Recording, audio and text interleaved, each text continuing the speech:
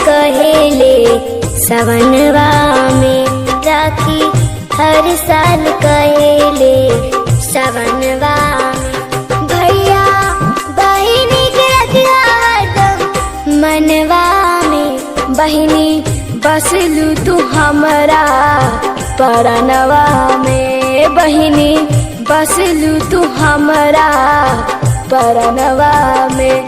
तोहरी मानसा पुराइब हर जनमवा में, राखी हर साल कहेले सवनवा में।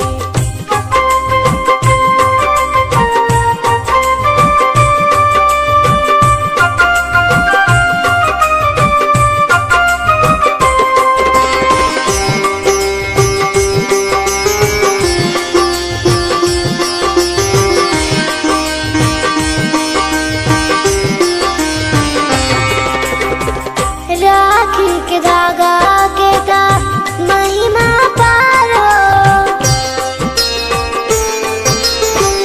राखी के धागा के का महिमा पारो। गंगो जी से बढ़ के भाई बहिनी के प्यार हो,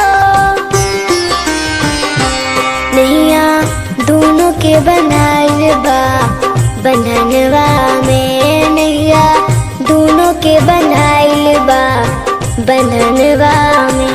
देखिया टूट नहीं कबहू सपनवा में, राखी हर साल कहेले सवनवा में।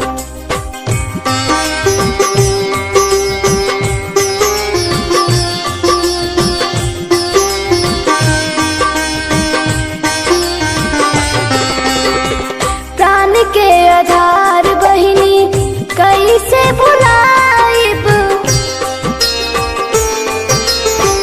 प्राण के आधार बहिनी कैसे भुलाइब।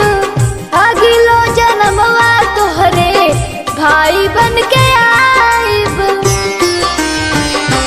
बाटे इहे विश्वास हमरा मनवा में, बाटे इहे विश्वास हमरा मनवा में।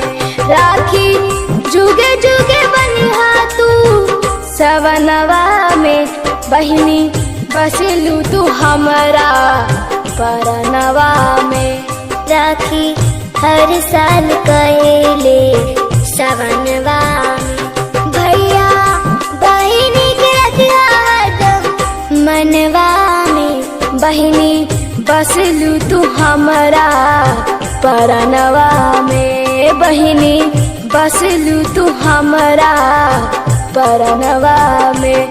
तोहरी मानसा पुराइब हर जनमवा में, राखी हर साल कहेले सवनवा में।